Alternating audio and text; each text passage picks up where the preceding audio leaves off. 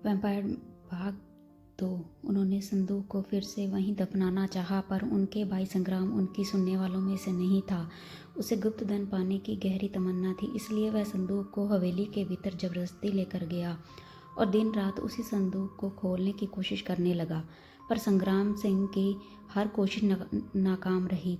यशवंतराव अपने भाई की इस हरकत से नाराज से ज़्यादा चिंतित थे, क्योंकि उन्हें इस बात का पूरा अंदाज़ा था कि वह संदूक अगर खुल गया तो कोई बड़ी आफत आना तय है।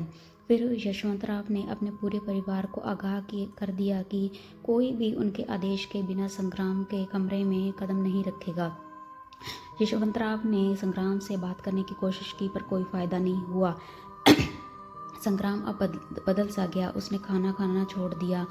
यशवंतराव अब परेशान से रहने लगे, क्योंकि संग्राम अब उस मनुष्य संदूक के हवाले हो गया था। शैतानी संदूक।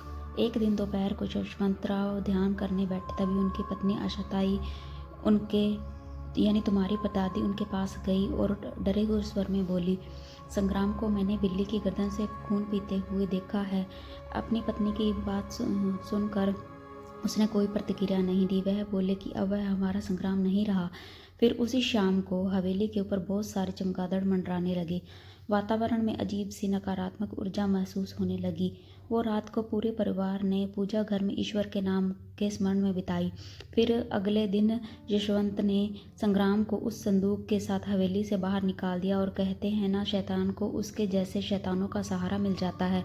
उसी तरह गांव में संग्राम के कुछ समर्थक भी थे, जो उसके साथ जुआ और शराब खाने के में वक्त बिताया करते थे।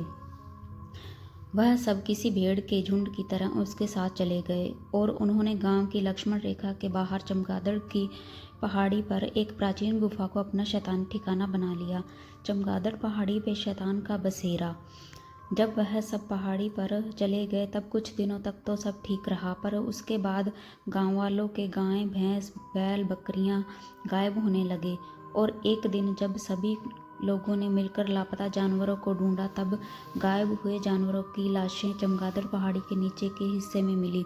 उन सभी मरे जानवरों के शरीर में एक भी खून की बूंद नहीं होती थी। तब से पूरा गांव खौफ के साए में जीने लगा। और जब जानवर लगभग खत्म हो गए तो एक दिन अमावस की रात अचानक बच्चे गायब होने का सिलसिला शुरू हो गया, पर उन बच्चों की लाशें कभी नहीं मिल पाईं। इस तरह गांव की आबादी कम होने लगी थी। उस भयानक डर के मंजर को देखकर लोग अपने परिवार के साथ गांव छोड़कर जाने लगे। ईश्वर ने दिखाई राह। लेकिन एक दिन सुबह यशवंत आंगन में बैठ के रामायण पठन कर रहे थे, तभी उनके सामने अचानक कहीं से एक साधु महाराज प्रकट हुए। उनका कद तकरीबन 6 फीट से लंबा था, शरीर से महाबलवान थे। उन्होंने राम का नाम लिया और कहा, यशवंत मेरे पीछे आओ। तुम्हारे दादाजी जैसे सम्मोहित हो गए। वह साधु महाराज उन्हें उसी जगह ले गए जहाँ से उस मुसीबत की शुरुआत हुई, और उन्हें ये आदेश दिया कि उस जगह को 10 फीट नीचे तक खुदाई करो, वही तुम्हें उस शैतान को परास्त करने का रहस्य मिलेगा। इस बार तुम सिर्फ उसे कैद कर पाओगे, क्योंकि उस शैतान का अंत समय ने तुम्हारे परपोते के हाथों लिखा हुआ है, और यही विधि का विधान है। इतना कह के वह बलवान साधु महाराज पूर्व दिशा में अंतर्धान हो गए। 3 खंजर।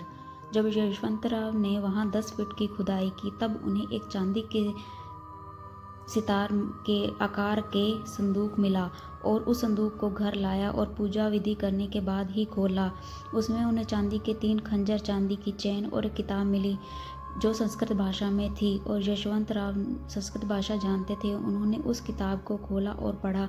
उसमें था कि चंद्रग्रहण की रात को उस शैतान को आज़ाद करने की विधि पूरी की जाती है। उसके लिए एक कुंवारी लड़की की बलि देकर उस शैतान को आज़ाद किया जाता है। अगर उसे नहीं रोका गया तो वह शैतान सारे इंसानों को पिशाच बना देगा, और इस बला को रोकने के लिए उसे चांद की रोशनी के नीचे चांदी के खंजर से उसके दिल पर वार करना होगा। परंतु एक खंजर से केवल एक ही बार वार किया जा सकता है। ये सब पढ़ने के बाद यशवंतराव चिंतित हो उठे, क्योंकि चंद्रग्रहण उसके दूसरे ही दिन था।